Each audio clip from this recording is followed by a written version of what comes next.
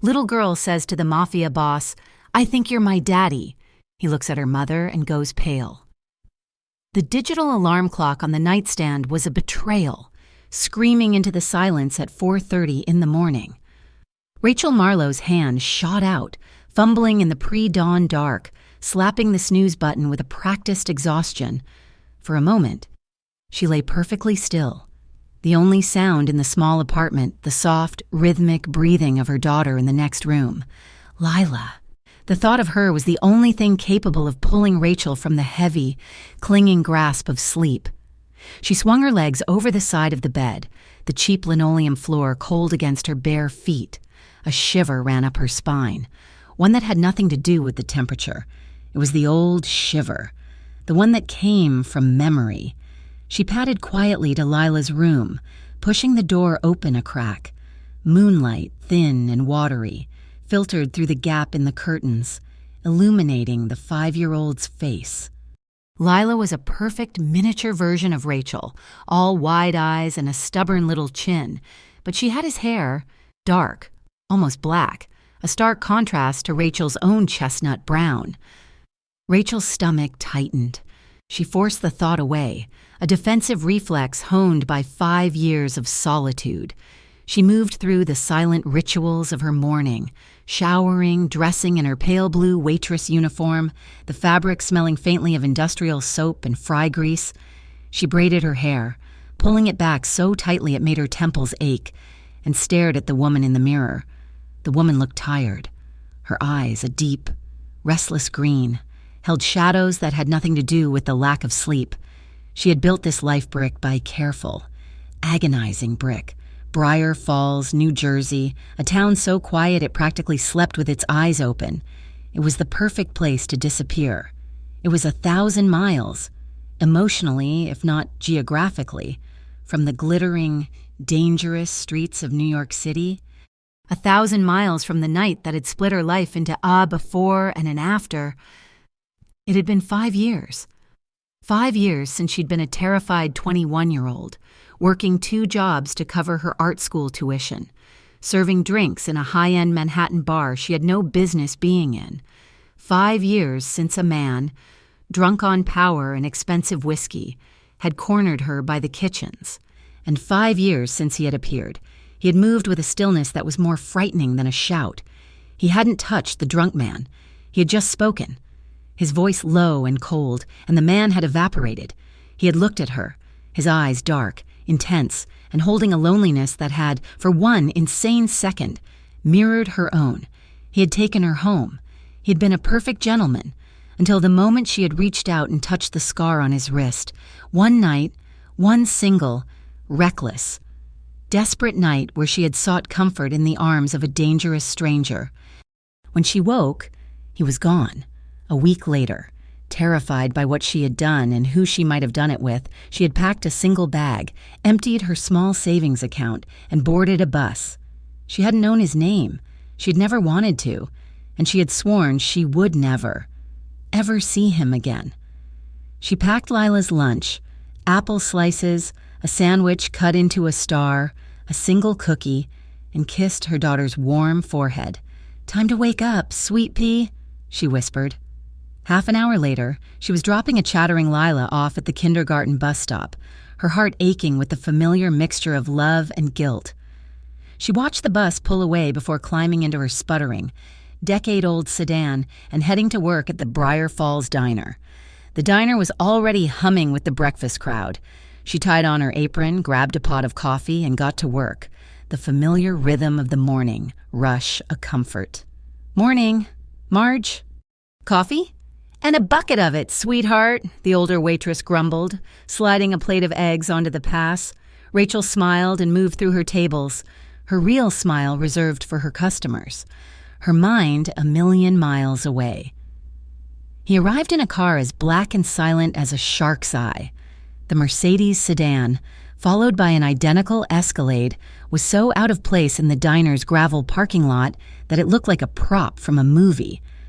Dominic Rinaldi stepped out of the back seat and adjusted the cuffs of his $8,000 suit. He hated New Jersey, he hated the suburbs, he hated diners that smelled like burnt toast, but business was business. 2 by the door, 2 with me," he said, his voice a low rasp. "No one talks, no one eats. We're in and out in 10 minutes. His men, broad-shouldered and dressed in the same impeccable black, nodded. Dominic was in Briar Falls to meet a corrupt real estate broker. He was moving assets, diversifying. The old ways were dying. The future was in legitimate fronts, quiet empires built on property and data, not blood and concrete. This small, unassuming town was the perfect place to build a secure, insulated hub, a place to move money far from the prying eyes of the 5 families and the federal government. He just needed to secure the land. The bell above the diner door jingled, a bright, cheerful sound that was immediately suffocated by the presence of the men who walked in. The morning chatter in the diner died, fork scraping on a plate the only sound. Rachel was at the far end of the counter, refilling the sugar caddies, her back to the door. She felt the change in the room before she heard it, a sudden, heavy silence, a drop in temperature. "Marge, you got that table?" she asked, not looking up. "You take it," Marge whispered, her eyes wide. "They look like your tax bracket, not mine." Rachel sighed, grabbing a menu. She turned, pasting on her waitress' smile, and it froze on her face. He was sitting in the corner booth, the one with the cracked vinyl, staring out the window. His profile as sharp and unforgiving as a blade. He hadn't seen her. His 2 men stood near the entrance, trying and failing to look casual. Rachel's blood turned to ice. Her breath caught in her chest, a painful, sharp little pop. It wasn't possible. It was a nightmare. He wasn't here. Not here. Not in her town, not in her diner, but it was him. Older, perhaps, harder, if that were possible. But it was the man from the bar, the man from her bed, the man whose dark hair she had given her daughter. She ducked behind the service station, her heart hammering against her ribs so hard she thought it might break. "Hey, Marlo," her boss yelled from the kitchen. "Table 4 is waiting." She couldn't move. She was paralyzed, her entire, carefully constructed world tilting on its axis. "Rachel!" She took a breath, then another. "He doesn't know you." "He didn't know you then. He won't know you now. It was 5 years ago. You're just a waitress." She grabbed a notepad, kept her head down, and walked toward the booth. Dominic was tapping an impatient rhythm on the table with his fingernail. The broker was late. He hated waiting. He looked up, annoyed, as the waitress approached, his mouth opening to order the coffee he didn't want. He stopped. He didn't recognize her. Not really. The woman he had known for a handful of hours had been terrified, vibrant and dressed in a short black skirt. This woman was beige. Her hair was pulled back. Her face was scrubbed clean, and her eyes were fixed on the notepad in her hand. But something about her unsettled him, a flicker of something, a ghost in his memory. He frowned, his gaze sharpening. "What can I get you?" Rachel's voice was a croak. She cleared her throat, not daring to look at his face, focusing instead on the expensive tie clip. "Coffee, black," his voice. That same low, gravelly tone. It shot down her spine, and she had to grip the pen tighter to stop her hand from shaking.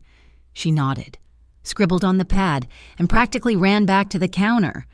She poured the coffee, her hands trembling so badly she sloshed some onto the saucer. In the corner of the diner, in the small, unofficial kids area Rachel had set up, Lila was coloring.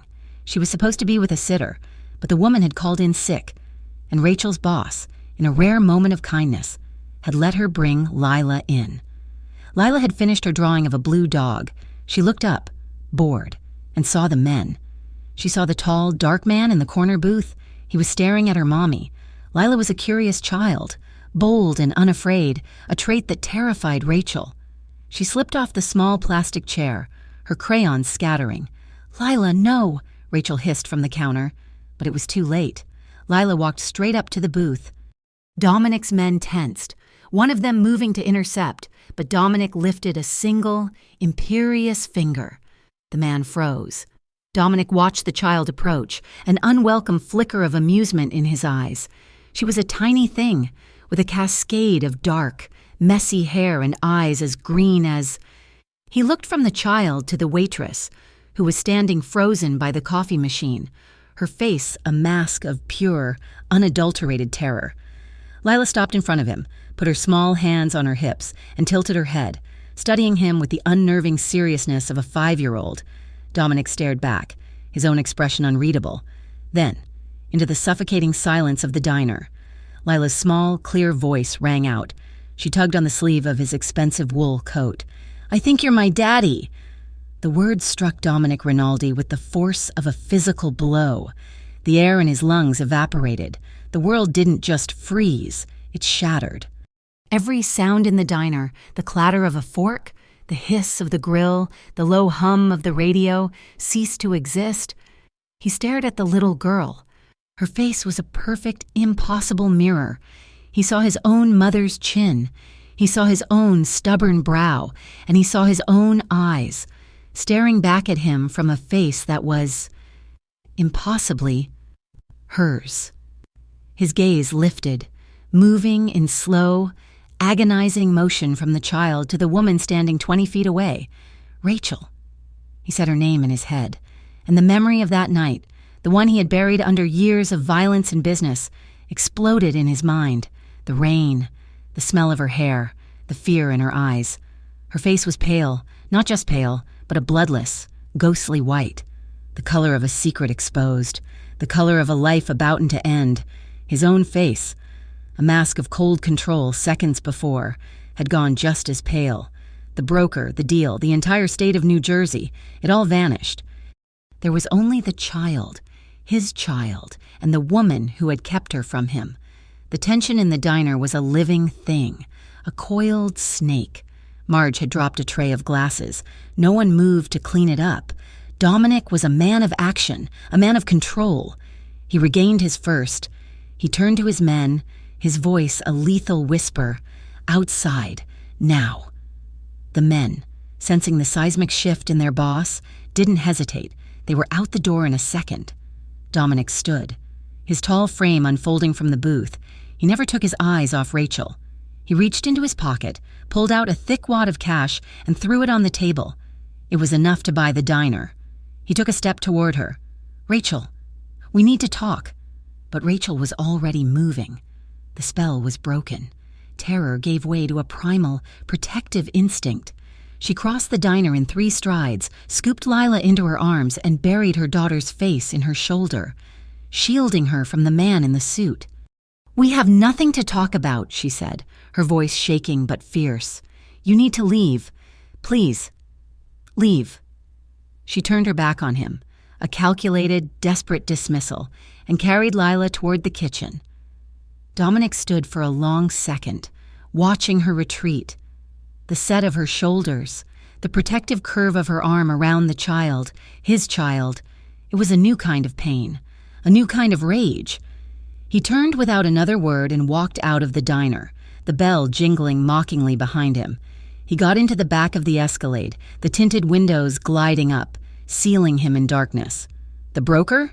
his driver asked. "Forget the broker. Call Sal. I want a background check. The waitress in there. Rachel Marlowe. I want to know where she buys her shoes. I want to know what she ate for breakfast. I want everything. I want it an hour ago." He leaned his head back against the cold leather, his hands clenched into fists. He had come here for land. He had found a war. Rachel didn't wait for her shift to end. She mumbled something to her boss about a sudden sickness, about Lila feeling ill. She grabbed her purse, bundled a very confused Lila into the car, and sped home. She double-locked the door, drew the blinds, and sat on the floor of her living room, holding her daughter in a vice-like grip. "Mommy, you're squeezing," Lila mumbled into her shoulder. "I'm sorry, baby, I'm sorry." Rachel loosened her grip, but she didn't let go. And then, with her daughter safe in her arms, in the safe house she had built on a foundation of lies, Rachel Marlowe finally broke down. The sobs were silent, racking, terrifying. 5 years. She'd been safe for 5 years, and in 5 minutes it was all gone. He had found her. The monster from her past, the man who was Lila's father, had walked into her diner. And he knew. She had seen it in his eyes. He knew. That night, Dominic Rinaldi stood in his penthouse apartment, a glass of scotch in his hand, staring at the lights of the city he owned, the city he had left 5 years ago to protect a girl in a bar. The report had come back. It was thin. Rachel Marlowe, 26 years old, moved to Briar Falls from New York 5 years and 2 months ago. No connections, no family on record, one child. Lila Marlowe, born 4 years and 5 months ago. Dominic did the math. He remembered the night, a rainy Tuesday in October. He had been celebrating the closing of the Vecchio deal. He had saved her from one of his own drunk capos. He had taken her home. He closed his eyes, the memory of her, so warm and real, flooding back. 4 years and 5 months. He drained the glass, the burn of the alcohol, nothing compared to the fire in his gut. The timing wasn't just possible. It was perfect. He picked up his phone. "Get the car," he commanded. "We're going back to New Jersey." Rachel slept in her clothes, slumped in a chair by the front door, a baseball bat resting against her knees. She had not slept at all. Every creak of the apartment building, every car that slowed on the street below had sent a jolt of pure adrenaline through her. When the sun finally rose, it felt less like a new day and more like a sentence. She got Lila dressed, her hands moving on autopilot, her eyes scanning the street from behind the blinds.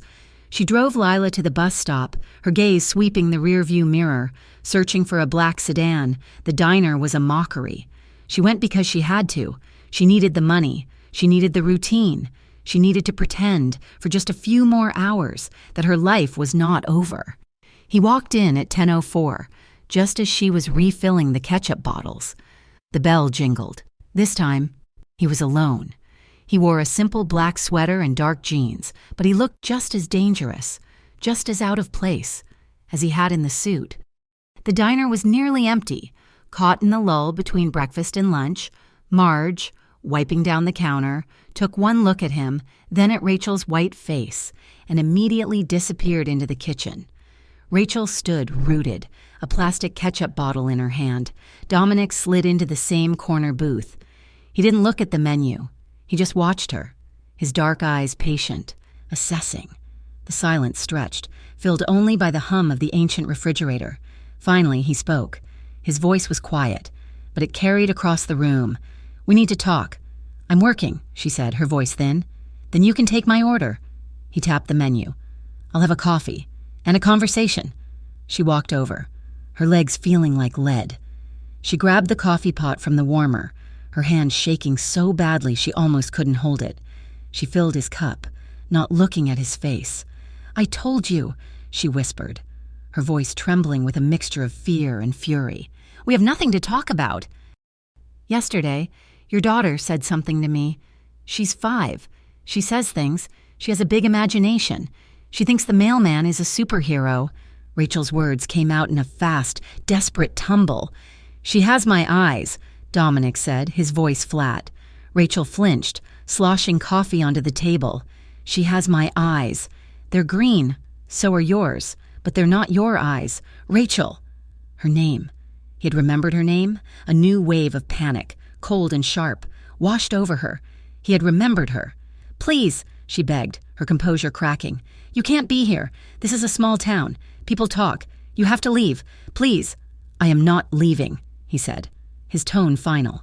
"Not until I get the truth. Your shift ends at 3. How do you—" She stopped, horrified. He just looked at her. Of course he knew. He was a man who found things out. 3 o'clock, he repeated. "I'll be waiting." She fled to the kitchen, her back crawling, feeling his gaze on her until the swinging door slammed shut behind her. The next 5 hours were the longest of her life. She dropped plates. She got orders wrong. She stared at the clock. Each tick a hammer blow against her sanity. Marge covered for her, sensing a kind of trouble she wanted no part of. At 2:58, Rachel tore off her apron, grabbed her purse, and bolted out the back door, running toward her car. He was there. He wasn't in his car. He was leaning against the peeling paint of her sedan, his arms crossed, waiting for her. The black Mercedes was parked a few spots down, a silent shadow. Get away from my car, she hissed, fumbling for her keys. We're going to talk, Rachel, here, or in my car, or at your apartment, but it's happening now. You have no right, she cried, finally finding the key, her hand shaking too much to fit it in the lock. You have no right to come here, to scare me, to follow me. I have a right to know if that little girl in the diner is my daughter. The words hung in the stale, greasy air of the alley. Rachel's shoulders slumped, the fight draining out of her, replaced by a bone-deep weariness. She finally managed to jam the key in the lock and yank the door open. He put his hand on the door, stopping her from getting in. His proximity was overwhelming. He was tall, so much taller than she remembered. He smelled of expensive cologne, clean wool, and something else, something metallic and dangerous. You're trespassing, she said, her voice a weak echo of her fear. I'm demanding, he countered, his voice low and intense. The space between them crackled. It was not just anger, it was history. It was the same breathless, terrifying energy that had pulled them together 5 years ago. She'd been behind the bar, polishing glasses, when the man had grabbed her wrist. He was a regular, a banker who thought his money bought him the right to touch. Come on, sweetheart, the banker slurred, pulling her toward him. Just one drink with me. Let go of me, Rachel had said, trying to pull free, her panic rising, and then silence. A cold void had opened up behind the banker. Dominic Rinaldi had been sitting in the dark, watching. He hadn't said a word. He just stood up. He walked over, his movements fluid and economical, and placed a hand on the banker's shoulder. He had whispered something in the man's ear. Just a few words. Rachel never heard what they were, but the banker's face had turned a sickly, gray color. He had released her wrist, stammered an apology, and fled the bar. Dominic had turned to her. His eyes were not kind. They were just deep. He saw the terror in her, the exhaustion, the fact she was 2 seconds from shattering. Are you hurt? He had asked, his voice like gravel. She had shaken her head, unable to speak. He had thrown a stack of $100 bills on the bar. You're done for the night. Go home. He had walked her out into the rainy New York night and had seen the eviction notice taped to her apartment door. He hadn't commented. He had just taken her arm, hailed a cab, and taken her somewhere else. A hotel suite that cost more than she made in a year. He had ordered her food. He had sat in a chair across the room, watching her, until she had finally, inexplicably, felt safe. It was she who had crossed the room. It was she who had touched his face. It was one night of desperate, anonymous comfort, a collision of 2 lonely people in a city that didn't care. When she woke up, he was gone. She'd never known his last name. She'd never expected to see him again. Now in the parking lot, that same energy vibrated between them, but it was curdled with anger and fear. She is my daughter, Rachel whispered, the admission torn from her. She is mine, and she has nothing to do with you. His face hardened, but his eyes, for just a fraction of a second, showed a flicker of something she couldn't name. Shock. Pain. She is not yours, he said, his voice dangerously soft. She is ours. And you kept her from me. Kept her from you? Rachel laughed, a harsh, broken sound. You were a ghost, a one-night stand. I didn't even know your name. Dominic, I didn't know his name, she corrected, jabbing a finger at his chest. I ran because I was terrified. I ran to protect her from a world I knew nothing about, a world that men like you live in. You knew nothing, he snarled, his control breaking. You knew nothing. You ran, and you took my child. I saved her. You lied to her. I will not let you ruin her, Rachel finally screamed, hitting his chest with her open palms. It was like hitting a brick wall. He didn't move. He caught her wrists, his grip impossibly strong, holding her in place. His face was inches from hers. She could feel his breath, hot and angry, on her skin. You will not keep her from me, he said, his voice a low vow. We will do a test, a paternity test, today. Rachel struggled against his grip, tears of rage and fear blurring her vision. And what? What happens when it says you're her father? You take her? You bring her into your world? I will die before I let that happen." He stared at her, his jaw working. The fire in his eyes was almost too much to bear. "I am not a monster. Rachel, aren't you?" she whispered. His grip on her wrists gentled, but he didn't let go. "No, I am not. I am a man who just found out he has a daughter. We will do the test, and if she is mine, when she is proven to be mine, we will figure it out. There is nothing to figure out. You can see her. You can know her. But you stay away from us. You stay out of our lives. That is not an option," he said. He let go of her wrists. Rachel sagged against the car, rubbing the skin he had held. She looked at this man, this impossible, dangerous man, and she knew she had lost. The wall she had built for 5 years had been breached. "Fine," she whispered, defeated. "For Lila. So she knows. But that's all." He nodded, a sharp, decisive movement. "My doctor will be at your apartment in 1 hour." He turned and walked to his car, leaving her trembling in the alley. The test was a simple, sterile affair. A man in a suit with a medical bag, a swab from Lila's cheek, who thought it was a new kind of game. A swab from Dominic, a swab from Rachel. "The results will be ready in 48 hours, the man said. And then he was gone. Dominic did not leave.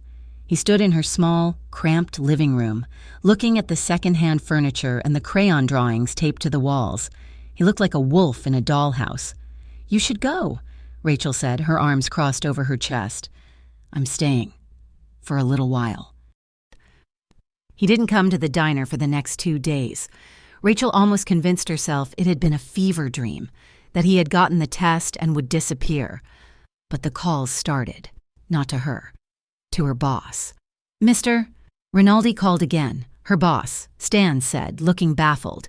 "He wants to rent the corner booth for the next month, every day from noon to 1. "He what?" "He's wiring the diner $10,000. For the inconvenience, he said he just wants to sit. He likes the atmosphere. And so he came. Every day at noon. He would sit in the corner booth, alone. He would order a black coffee and he would not drink it. He would just watch. Lila, blissfully unaware, would be in her corner, coloring. At first. Rachel was terrified, but Dominic kept his word. He did not approach. He did not speak to them. He just observed. He watched the way Lila chewed on her crayon when she was thinking. He watched the way she lined up her French fries before eating them. He watched the way Rachel would, without thinking, brush the hair from her daughter's face. He was piecing together a life he had missed. One small, heartbreaking detail at a time. Lila, on the other hand, was not intimidated. She was curious. "Mommy, why does the tall man keep looking at us?" she asked one afternoon, her mouth stained red with ketchup. "He's just a man, sweetie. Eat your lunch." "He's not just a man. He smiles at me." Rachel froze. "He does?" "Uh-huh. When you're not looking, he smiles. I like him. I'm drawing him a picture." That night, Rachel found the drawing stuffed in Lila's backpack. It was a stick figure, but the man was very, very tall. He had black, scribbled hair, and he was standing next to a little girl. Underneath, in Lila's new, wobbly writing, it said, "The man." The night the results were due, Rachel was a wreck. She had put Lila to bed an hour ago, but she was still pacing the living room, a glass of cheap, $2 wine in her hand. A knock echoed through the apartment, not a light tap, but a firm, solid sound. She knew who it was. She opened the door. Dominic stood in the hallway, a single-file folder in his hand. He didn't look triumphant, he just looked tired. "Can I come in?" he asked. She stepped aside. He walked past her, his gaze landing on the drawings taped to the refrigerator. He stopped, his focus zeroing in on the new one, the tall man. She calls you the tall man who smiles at me," Rachel said, her voice barely a whisper. A muscle in Dominic's jaw twitched. He turned, holding out the folder. "You already know what it says." She didn't take it. "Just tell me." "She's mine, Rachel. 99.99%. She's mine." Rachel let out a breath she felt like she had been holding for 5 years. The tears came, hot and silent. "What now?" she whispered. "What do you want from us?" "I don't know," he said, and it was the most honest, vulnerable thing she had ever heard him say. Lila's door creaked open. "Mommy?" They both froze. Lila patted out, rubbing her eyes, her favorite worn-out teddy bear clutched in her hand. She saw Dominic, and she didn't hide. She beamed. "The tall man," she said, her voice bright with sleep. "You came to our house." Dominic looked like he had been struck. He knelt, an awkward, stiff movement, as if his knees weren't used to bending. Lila, brave and fearless, walked right up to him. "I made you pictures. Do you want to see?" Yes," Dominic said, his voice thick. Lila ran to her backpack and pulled out a fistful of drawings. She sat on the floor, right in front of him, and began to explain each one, her little voice filling the tense silence. "This is you, and this is me. We are at the park, and this is a dog. I want a dog." Rachel watched as this cold, powerful mafia boss sat on her cheap rug, completely disarmed by a 5-year-old in unicorn pajamas. She saw his hands, large and scarred, gently take a drawing of a lopsided house. A small, almost imperceptible smile touched his lips. After 20 minutes, Lila's explanations turned to yawns. Dominic looked at Rachel, a question in his eyes. "Lila, sweet pea, it's time for bed. But the tall man is here. I'll be here when you wake up. Piccolina," Dominic said, the Italian word slipping out before he could catch it. "Okay," Lila nodded, satisfied. She launched herself at him, wrapping her small arms around his neck in a tight hug. "Good night, tall man." Dominic's entire body went rigid. He looked at Rachel, his eyes wide with a panic she had never thought to see in him. Slowly, hesitantly, his arms came up and wrapped around his daughter, holding her as if she were made of glass. He held her for a long second, his eyes closed. Rachel's heart cracked. She put Lila back to bed and returned to the living room. Dominic was standing on her small, rusted balcony, looking out at the parking lot. She walked out, wrapping her arms around herself, and stood beside him. She had another glass of wine in her hand. She offered it to him. He shook his head. "I have some wine left," she said, gesturing to the bottle on the table. "The cheap stuff. I'll take it." She poured him a glass in a coffee mug, the only clean thing she had. They stood in silence for a long time. "I never expected this," he said, staring into the mug. "A child, a family. It wasn't in the plan. My life, it's not built for this." He gestured to the apartment, to the drawings, to her. "I know what your life is, Dominic." "You know nothing," he said, but without the anger from before. "You know the shadows. My world is complicated. Is that what you call it?" He turned to her, his face lit by the pale yellow porch light. He was so close. "I call it the only life I've ever known. Until yesterday, until a little girl with my eyes tugged on my coat. She's so bright," Rachel whispered, tears welling again. "She's so good. She's everything good in my life, and you cannot bring your darkness to her. I won't." His voice was a raw promise. The emotional pull between them, the one she had denied for 5 years, was back. It was stronger now, reinforced by the child sleeping inside. He looked at her, his gaze dropping from her eyes to her mouth. She was trembling, but she didn't know if it was from the cold or from him. "You're cold," he said. He didn't move to give her his jacket. He just lifted his hand, his touch tentative, and brushed a stray strand of hair from her face. His calloused fingers grazed her cheek, sending a jolt of heat through her. Her lips parted on a shaky breath. His eyes darkened. "Rachel," he whispered, and it sounded like a question and a confession. He leaned in, slowly, giving her every chance to pull away. She didn't. She couldn't. She leaned in, too. The kiss was not like the first one. That had been desperate and fast. This was slow. It was a search. His lips were firm, tasting of coffee and attention that had been building for half a decade. He kissed her with a hesitant hunger, as if he was memorizing the feel of her. His other hand came up, cupping her jaw, his thumb tracing the line of her cheek. She whimpered, her hands finding his sweater, gripping the thick wool. It was a kiss of questions, of regret, of 1,000 unsaid things. It was breathless and deep, and it was utterly terrifying, and that's why she stopped. Rachel pulled back, her chest heaving, her lips stinging. She pressed her fingers to her mouth, her eyes wide with fear and a longing she despised. "I can't," she whispered, her voice cracking. "Dominic, I can't do this. I can't fall for you again. I can't let her. I can't." He didn't try to kiss her again. He just rested his forehead against hers, his own breathing unsteady. He looked pained, torn. "Go home, Dominic," she pleaded. "Please, just go home." He stepped back, his hands dropping to his sides. The connection was broken, the air between them suddenly cold and empty.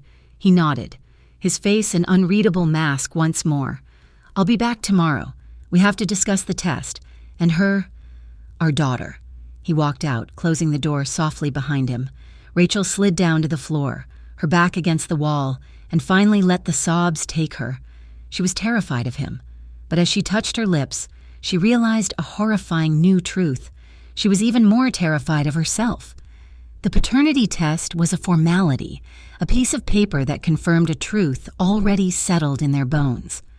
Dominic had not brought the folder into the apartment to prove a fact, but to begin a negotiation. And in the days that followed, a new, fragile, and terrifying routine began to form. Dominic was a man of intense, suffocating control, and he applied this same methodology to fatherhood. He would appear at their apartment at 7:30 every morning, just as Rachel was trying to wrangle Lila's dark, tangled hair into pigtails. He would stand in the doorway, a black wool coat shielding him from a world that had no place in this tiny apartment, and he would just watch. "You're doing it wrong," he said one morning, his voice a low rasp. Rachel froze, her hands full of pink rubber bands. "Excuse me?" Her hair. "You're pulling too tight." He stepped inside, his presence shrinking the room. He knelt in front of Lila, who was busy trying to put shoes on her teddy bear. "You have to be gentle," he murmured, his large, scarred hands looking absurdly out of place as he touched his daughter's head. Lila, sensing a new audience, beamed at him. "Are you going to take me to the bus, tall man?" Lila asked. "Yes, Piccolina, I am." Rachel watched from the kitchen, her heart a tangled mess of resentment and a strange, aching gratitude. He was clumsy. He was awkward. He was a man who commanded armies of criminals, and he was terrified of a 5-year-old. He would walk Lila to the bus stop, his long strides shortened to match her skipping ones. He would stand stiffly among the other parents, who gave him a wide, fearful berth, mistaking his aura of danger for simple unfriendliness. He began to bring things, not small gifts, but invasions. One day, 2 men delivered a bookshelf that was too large for the living room, followed by 4 boxes of books, every classic children's story, every new fantasy series. "She can't even read most of these," Rachel said, overwhelmed. "She will." Dominic replied, as if that settled it. He learned her favorite food was macaroni and cheese from a box. The next day, a confused-looking man in a chef's toque delivered a silver tray containing a baked casserole of what looked like 7 different imported cheeses. Lila poked it, made a face, and asked for the orange kind. Dominic's frustration was palpable. He could not charm, cajole, or threaten his way into this. He could only learn. Rachel, in turn, was learning to breathe again. She was still wary, her entire nervous system thrumming with a low-grade panic every time he was near, but she could not deny the look in Lila's eyes. Her daughter was incandescent. She was blossoming under the sudden, intense focus of this new man in her life. She drew nonstop pictures of Daddy. The name had now become permanent. And she would wait by the window for his black car to arrive. Rachel's resolve, her 5-year-long wall of anger, was beginning to soften. She found herself smiling as she watched Dominic try to have a serious, adult conversation with Lila about the structural integrity of her block tower. She was seeing the man he might have been, the one she had glimpsed for a single night 5 years ago, The peace, fragile as it was, lasted for almost 2 weeks. Then, the real world came crashing back in. Rachel came home from a long shift at the diner, her feet aching to find an envelope taped to her door, not slipped under the mat, not in the mailbox, taped to the wood at eye level. It was a message. She tore it open, her fingers suddenly cold. It was a letter from her landlord, Mr. Henderson. It was a notice of eviction. Not 30 days, not even 7. He wanted them out in 3 days. She ran downstairs, her heart hammering, and pounded on his apartment door. He opened it a crack, his face pale and sweating. Mr. Henderson, what is this? This isn't legal. You can't just... 3 days. Rachel, please, he whispered, his eyes darting to the street behind her. You just gotta go. Please, I don't want no trouble. I've got a family. What trouble? I've paid my rent every month, on time, for 5 years. It's not the rent. He looked like he was going to be sick. It's the company you keep. Just go, Rachel, please, before they come back. Before who comes back, she demanded. But he had already closed the door, the deadbolt sliding home with a sickening finality. She stood in the hallway, the letter trembling in her hand. It wasn't Dominic. He wouldn't be so sloppy. This was something else. This was the darkness she had feared, the one he had promised to keep at bay. She was sitting on the floor, surrounded by boxes she didn't know how to pack. When Dominic arrived, he took one look at her face, at the eviction notice on the coffee table, and his own face turned to granite. He read the letter. 3 days, he said, his voice a lethal calm. He's terrified, Rachel whispered. He said, before they come back. Who are they? Dominic. Who else knows about us? Dominic's jaw clenched. He didn't answer. He walked out of her apartment, and she heard him knock on Henderson's door. She couldn't hear the words, only the low, dangerous rumble of Dominic's voice and the high-pitched, terrified squeak of the landlord. He returned 5 minutes later, his expression grim. You were right, he said. Someone is pressuring him. 2 men were here this morning, asking about you, asking about the man who visits you in the black car. Rachel's blood ran cold. My God, they're not my men, which means they're someone else's. This apartment, this entire town. It's not safe anymore. Not while you're in it. So what do we do? She cried, the helplessness of it all crashing down on her. We run? Again? I've been running for 5 years. No, he said, his voice final. You're done running. You're coming with me. He made the offer, though it was not an offer. It was a statement of fact. I have a house. It's on the edge of town, back in the woods. It's not in my name. No one knows it exists. It is secure. You and Lila will stay there until I find out who this is and I... Handle it.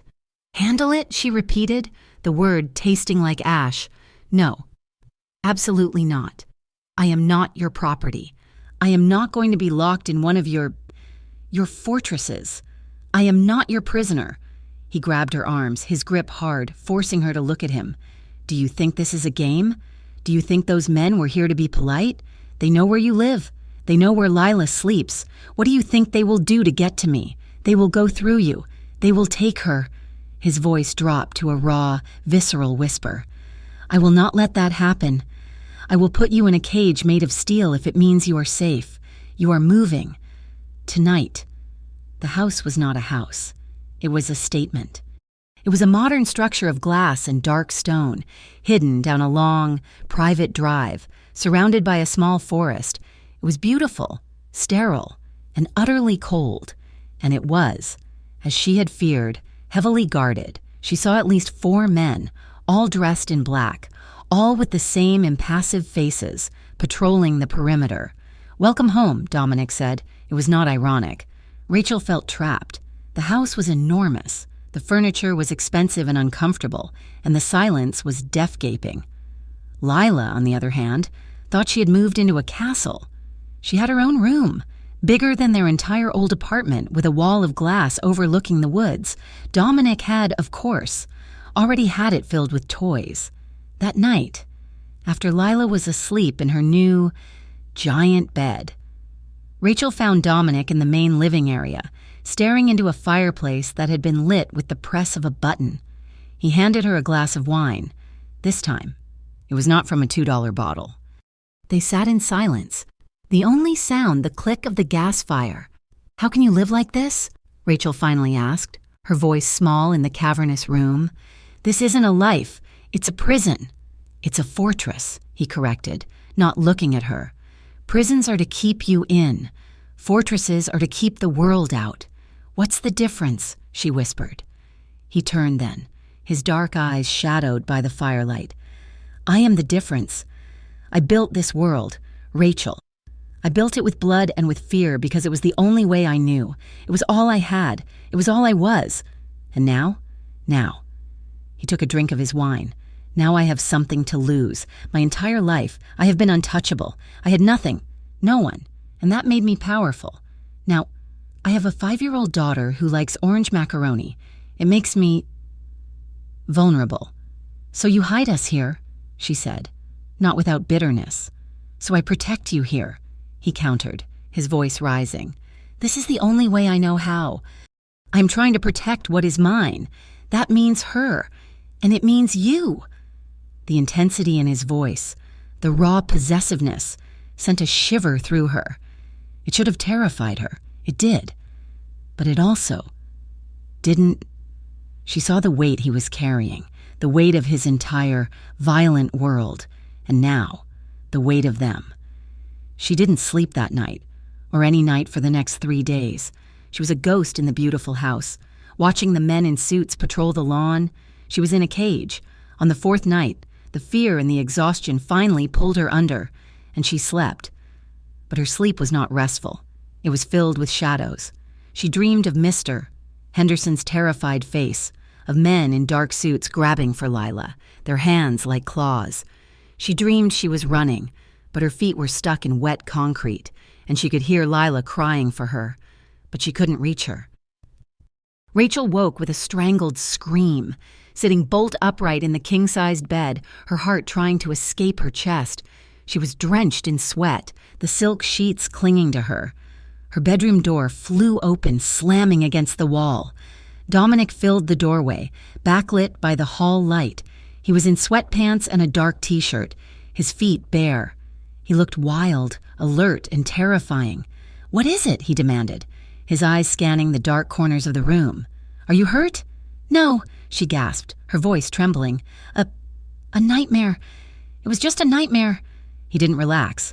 He stalked into the room, checking the windows, looking in the closet. He was a predator, ensuring his territory was secure. "You're safe," he said, his voice rough. "Lila is safe. Sal is on her door. No one is in the house." It felt so real," Rachel whispered, pulling her knees to her chest. She was shaking, the adrenaline of the dream leaving her cold. He looked at her, his tense posture softening. The predator receded, and the man returned. He sat on the edge of her bed, his back to her, running a hand through his already messy hair. "The men, they were in the apartment," she found herself saying, the words tumbling out. "They were trying to take her. I couldn't stop them." She was sobbing now. Quiet, hopeless sobs. He turned, and his expression was one she had never seen before. It was pained. He sat facing her, his presence on the bed a solid, warm weight. "It was a dream. Rachel," he said, his voice gentle.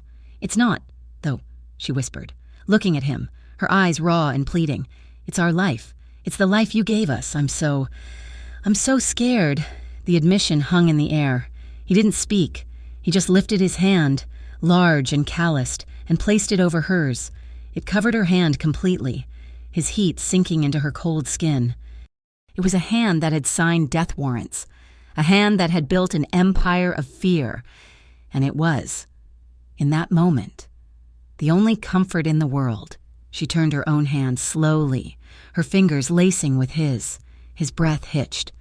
He looked down at their joined hands, then back at her face, his gaze intense, searching.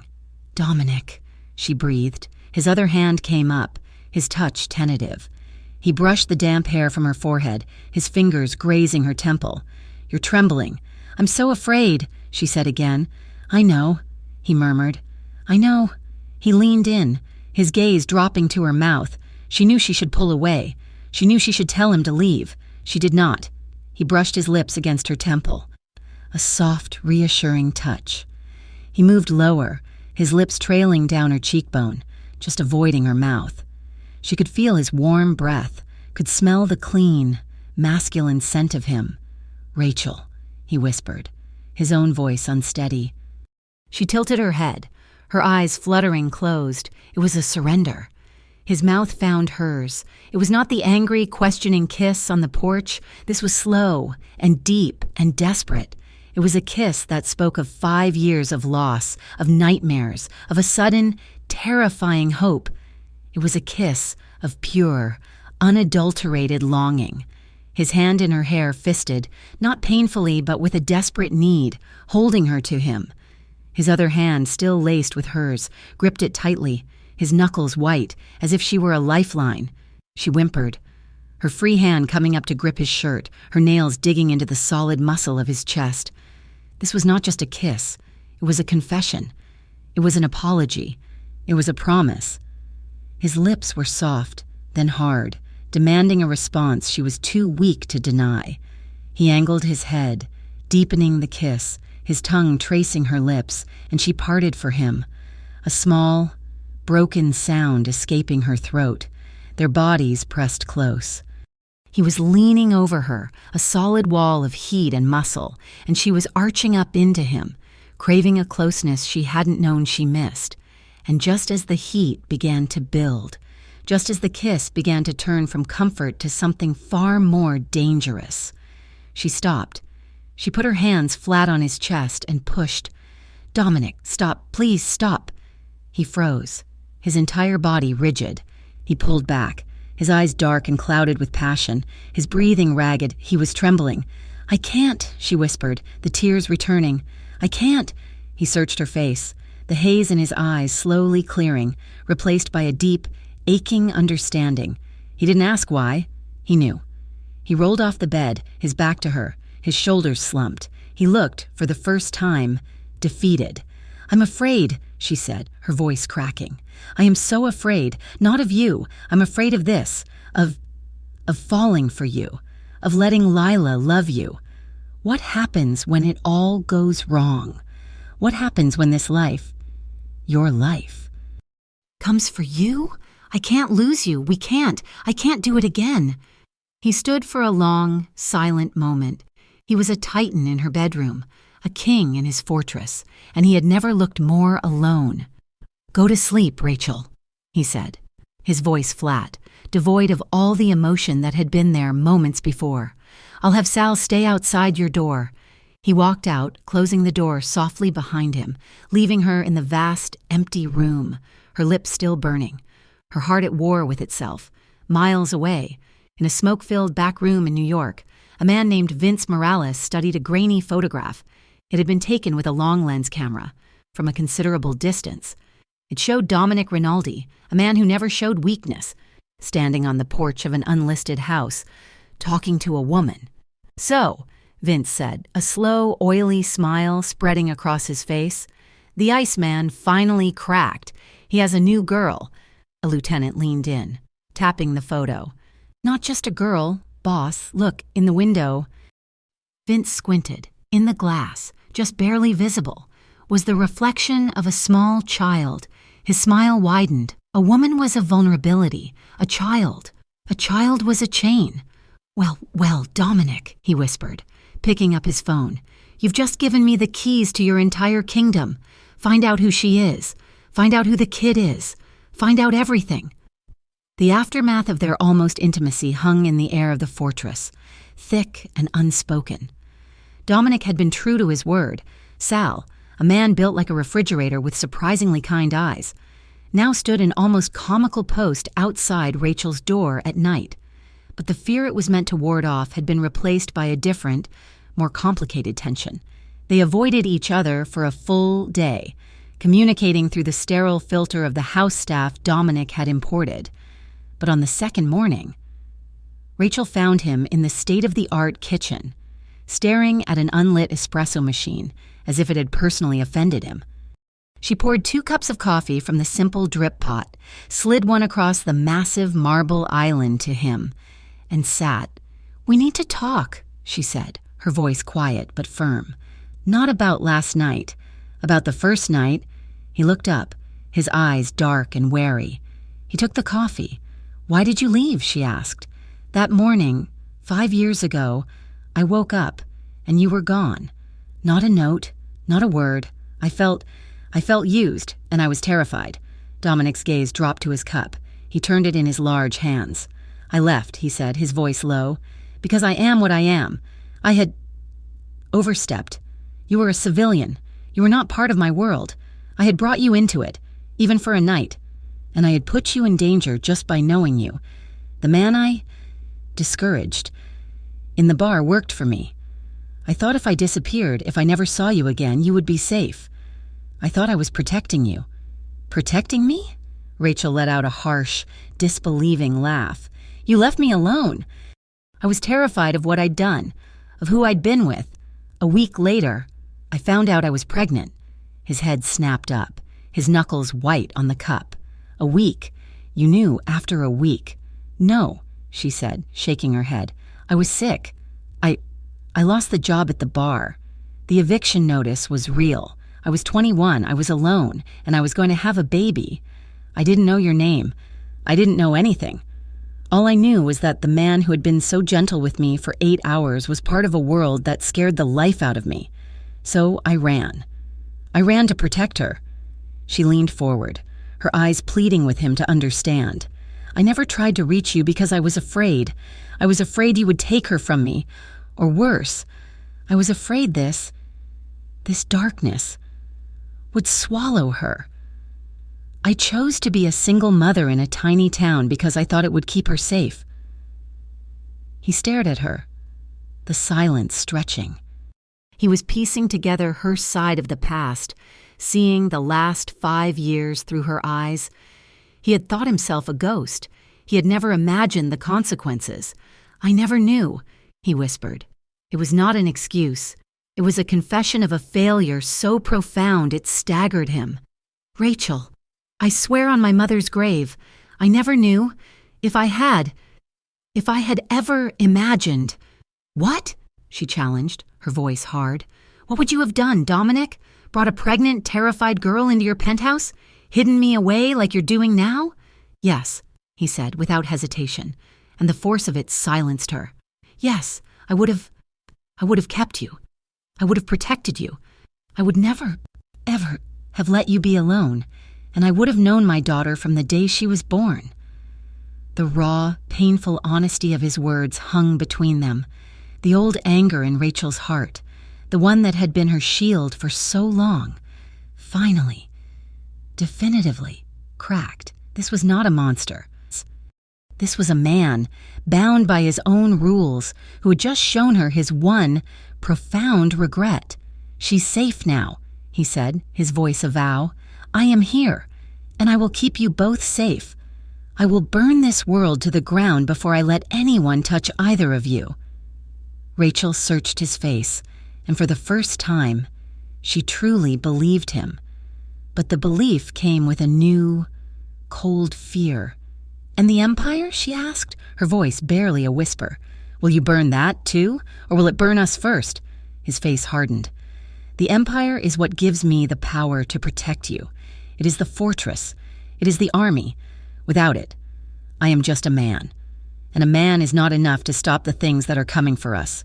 And what if it's the one thing you can't control?" she warned, her eyes filled with a sudden, terrible premonition. "What if, one day, Dominic, it costs you everything? What if it costs you her?" He had no answer. He just stared at her, the man and the mafia boss at war within him. The invitation came 3 days later, in a pink envelope that Sal had clearly handled with extreme suspicion before passing it on. It was from Lila's kindergarten teacher, a family tree event, a small presentation where the children would talk about their families. It was addressed to Miss Rachel Marlowe and Mr. Dominic Rinaldi. "How did she even—" Rachel began. "I met with the school," Dominic said, his tone daring her to challenge him. "I'm on her emergency contact list. I've made a donation to their art program." "You've terrified them," Rachel said flatly. "I've ensured her safety." "It's tomorrow afternoon," Rachel said, holding up the invitation.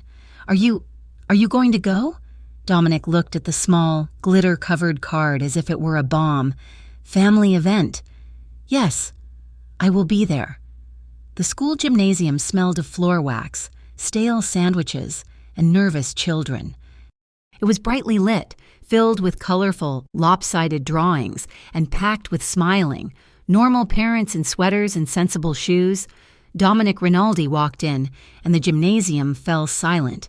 He was in a dark, impeccably tailored suit, a concession to the event, but he looked less like a father and more like an undertaker. He was flanked by Sal, who looked profoundly unhappy to be there. "Sal, wait in the car," Dominic ordered, his voice too low for the room. "Boss, I don't think—" "It's a gymnasium, Sal, not a war zone. Go." Sal retreated, and Dominic was left alone, a shark in a goldfish pond. He saw Rachel waving, a strained smile on her face, and he moved toward her, his long strides cutting through the crowd, which parted for him instinctively. You're here," Rachel stammered, smoothing her dress. "I said I would be," he said stiffly, his eyes scanning the exits. "Security here is a joke. One unlocked side door. It's a school, Dominic, not a compound. Just try to blend in." "Blend in," he repeated, as if the concept were foreign. He sat beside her on a tiny plastic chair that looked like it might shatter under his weight.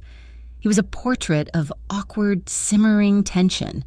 He sat with his back perfectly straight, his knees practically at his chest, his large hands resting on his legs. Then Lila's class was called. She ran out, wearing a green paper-leaf crown, and beamed when she saw them. She waved, a frantic, two-handed motion. Dominic's entire body changed. The tension did not leave, but it was overlaid with something new, a small, almost imperceptible softening. He lifted a hand, a stiff, formal gesture, and waved back. One by one, the children went to the front. "This is my mommy, and my daddy, and my dog, Spot. This is my grandma, who lives with us." Then it was Lila's turn. She ran to the front, grabbed the microphone, and spoke with the unself-conscious confidence of a beloved child. "This is my family tree," she announced, pointing to a large green drawing with 2 lopsided apples. "This is my mommy. Her name is Rachel. She's the best mommy in the whole world, and she makes the best orange macaroni." Rachel's eyes filled with tears. "And for a long time, it was just me and Mommy," Lila continued, her voice echoing over the microphone. "But then, I found my dad." A collective, quiet gasp went through the room. Heads turned. Lila pointed directly at Dominic. "That's him. His name is Dominic, but I call him Daddy. He's very tall, and he buys me all the books, and he taught me a word in Italian." "Piccolina," Lila beamed, her heart full of pride. "And he is my dad, and now my family tree is all full. The end."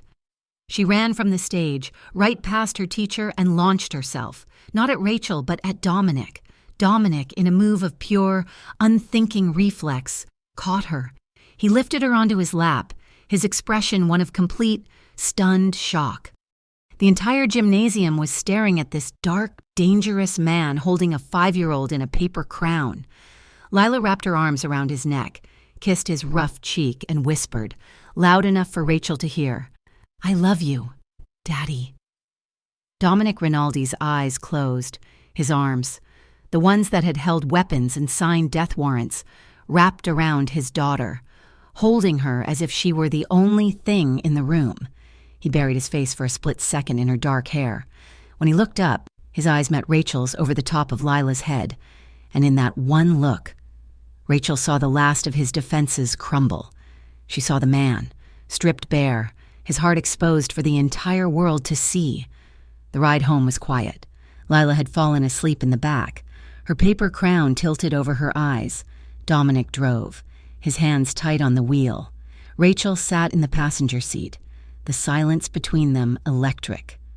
When they got back to the fortress, Sal took Lila from the car and carried her inside.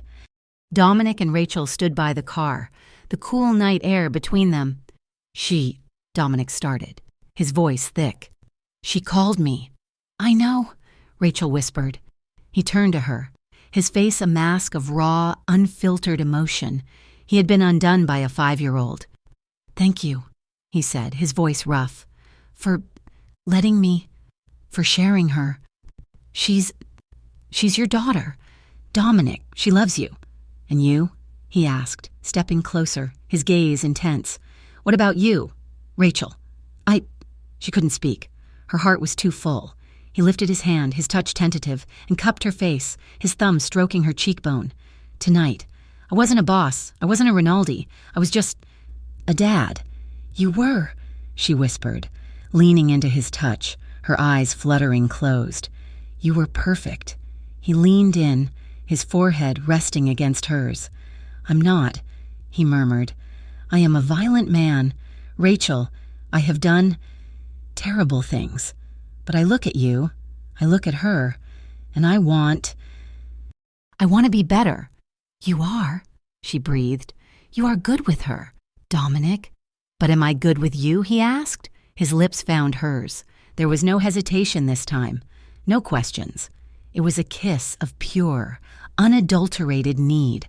It was the culmination of the school gymnasium, of the shared coffee, of 5 years of unspoken longing. His hand slid from her face to her hair, his fingers tangling in the strands, holding her as he angled his head, deepening the kiss. It was tender. It was desperate. It was a promise. He lifted her, his arms scooping her up as if she weighed nothing, and carried her into the house. He never broke the kiss. The staff, the guards, they melted away, invisible. He carried her into his bedroom, a dark, Spartan room that was all him, and kicked the door shut. Lamplight from the hallway cast them in shadows. He set her down, but he didn't let her go. His hands moved over her, memorizing her shape as if he were a blind man and she were the first thing he had ever been allowed to touch. His hands were on her waist, in her hair, on her back, pulling her flush against him. Rachel, he whispered against her mouth, his voice a prayer. Tell me to stop. Tell me to stop, or I swear to God, I'm never letting you go again. Don't stop, she whispered back, her own voice thick with tears and a longing that had become a part of her.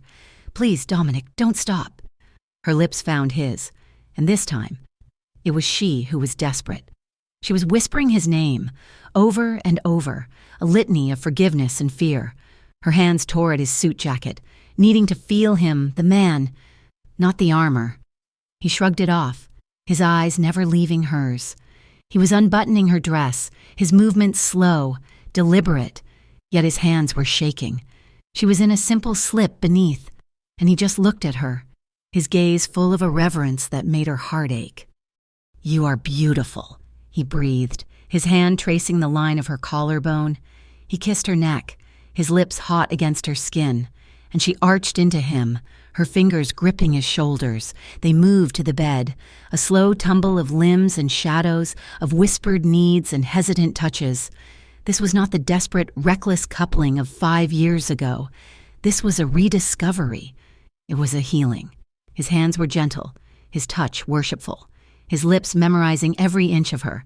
He was learning her, and she was letting him, her body whispering forgiveness for every year they had lost. They moved together, a slow, tender, and intense rhythm. 2 broken pieces finally fitting together, in the shadows, in the lamplight. There was no mafia boss. There was no terrified waitress. There was only a man and a woman, and the family they had accidentally created. Much later. Rachel lay curled against his side, his arm a heavy, protective weight across her waist, and she wept. He tensed, lifting his head. Rachel, did I hurt you? No, she sobbed, her voice muffled against his chest. No, it's just this, us. It's temporary, isn't it? This is the fortress. This is the bubble. Tomorrow the world comes back. Tomorrow. You're him again. Dominic's arm tightened. He held her, his grip fierce, until her sobs subsided. He then tilted her chin up, forcing her to look at him in the pre-dawn light. "I am always him," he said, his voice raw. "That will not change, but I am yours too, and I am hers. This is not temporary. I am not walking away from you. Rachel, not now, not ever. I am not leaving you again." He sealed the promise with a kiss, deep and sure, and she finally, for the first time in 5 years, let herself believe. The morning came too soon. Dominic woke before her, slipping from the bed. He was a man with 2 lives, and the other one was calling. He was in his convoy, halfway to a meeting in the city, his mind entirely on Rachel, on Lila, on the taste of her lips. He had never been so unfocused. He had never been so happy, which is why he didn't see the dump truck until it was too late. It barreled through the red light, its horn blaring, aiming directly for the passenger side of his armored sedan. His driver, Sal, screamed and wrenched the wheel. The world exploded in a symphony of screeching tires, shattering glass, and the percussive, deafening roar of automatic gunfire. The dump truck had been a diversion. The bullets were the message. The sedan slammed into a lamppost. Sal was slumped over the wheel, blood on his face. The rear window was a spider web. "Boss!" his follow car yelled over the comms. "We're pinned! 3 shooters! East Alley!" Dominic, his ears ringing, his head bleeding from a cut on his temple, didn't check on Sal. His first thought, his only thought, was a flash of a paper crown and green eyes. Lila was at school, safe, for now. He grabbed his own weapon from beneath the seat. His happiness, his vulnerability, had just put a target on his entire world. This was a warning! He snarled into the comms, his voice pure ice. The father was gone. The boss was back. "Return it!" He kicked open the door and entered the firefight. He returned to the house hours later, a bandage on his temple, his suit smelling of cordite. Rachel met him at the door, her face white with a terror that was all too familiar. She'd seen the news. "Lila," he said, his voice flat. "Where is she?" "In her room, watching a movie. Dominic, what happened?" He didn't answer. He walked past her, his face a mask of cold, controlled fury. He was no longer the man who had held her in the night. He was the king, and his castle had been breached. He went to Lila's room, watched her for a full minute, her face lit by the blue light of the cartoon, and then he walked out. "Pack," he said, his voice devoid of all emotion. "What?" "Pack, a bag for you, a bag for Lila. We are leaving, now." "Leaving? Leaving where? Dominic, you're scaring me." "They know I'm here," he said, his voice a lethal whisper. That attack. It wasn't random, it was a message. They know my routine. They know I'm not in the city. They know about this house. They know about you. He grabbed her arms, his grip bruising. "They will come here. They will come for you, and they will come for her. I am moving you, somewhere they will never find." "No!" Rachel cried, furious, pulling away. "No more running, Dominic. No more cages." "This is not a cage. This is survival," he roared, his control finally snapping. "They tried to kill me. Rachel, do you understand? And they will try again. And next time, they won't stop with me. They will use you. They will use our daughter. I am relocating you to the compound. It is the only place I know you are 100% safe." Rachel stared at him, her fury warring with her terror. He was right. She knew he was right. The bubble had burst. She nodded, her entire body trembling. Okay, I'll pack. But, Dominic." She stepped up to him, jabbing a finger into his hard chest. "You are not hiding me. You are not sending me away. Where Lila goes, I go. I will not be separated from my daughter. I will stay with her. At all times. Do you understand me?" He looked at her, at the fire in her eyes, at the fierce, protective love. He saw a mirror of himself. "I understand," he said, his voice softening for just a second. "I would expect nothing less." The compound was a tomb. It was set on 300 acres of dense, unforgiving forest in upstate New York, a place where the trees grew so thick they choked the sky. The house itself was a slab of brutalist concrete, defended by a 10-foot-high electrified fence, thermal cameras, and a small, private army of men who looked like they had been carved from the same gray stone. It was, as Dominic had promised, The only place he knew they were 100% safe.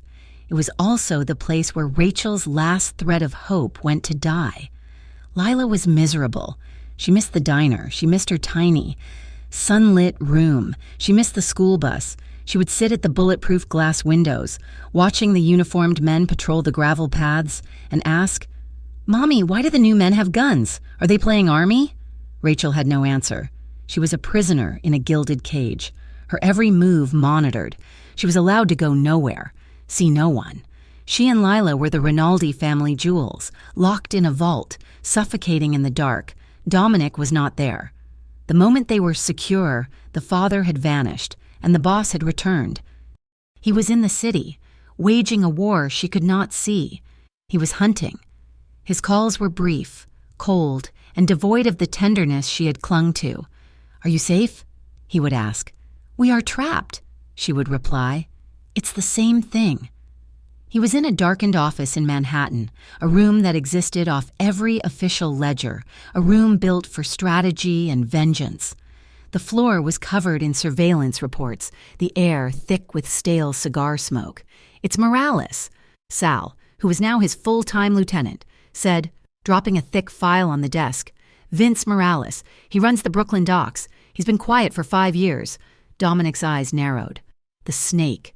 He remembered Vince, a man who avoided direct confrontation, a man who preferred poison to a bullet. "Why now?"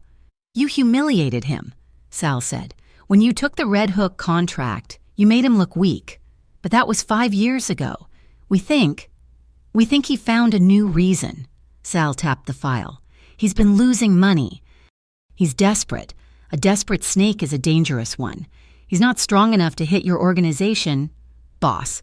So he's going to hit you." "He already tried," Dominic said, his hand unconsciously touching the bandage on his temple. "A souvenir from the convoy attack. That was a test, boss, to see how you'd react, to see if you'd retreat." Sal's face was grim. "He's testing your defenses. He knows there's a weak point. He just hasn't found it yet." "Lock down everything," Dominic ordered, his voice pure ice. "I want men on every associate Morales has ever spoken to. I want to know what he eats for breakfast. I want him boxed in, and double the guard at the compound. No one in, no one out. No exceptions." Dominic was wrong. Vince Morales had already found the weak point. He was a snake, and he had already found a way to slide his venom past the guards and the concrete. The package arrived 2 days later. It was not a bomb. It was a simple, flat 9x12 envelope. Sal brought it to Rachel on a silver tray, his face pale. "A courier dropped this at the outer gate, ma'am. He was gone before we could detain him. It's been cleared. It's just paper. It's addressed to you." Rachel's fingers were numb as she took it. Her name was written on the front, in neat, printed letters. She sat down, her legs suddenly weak, and tore the seal. She slid the single item out. It was a photograph. It was a picture of Lila, taken at the school gymnasium during the family tree event. She was on the small stage, her face bright with joy, her paper crown tilted on her head, her mouth open, mid-sentence. It was a perfect, beautiful moment of innocence. A moment that had been defiled. A thick, bloody red cross had been marked over Lila's smiling face. Scrawled at the bottom, in the same red ink, were 3 words. "We see you." Rachel made no sound. The world did not go black. It simply stopped. The air in her lungs turned to glass.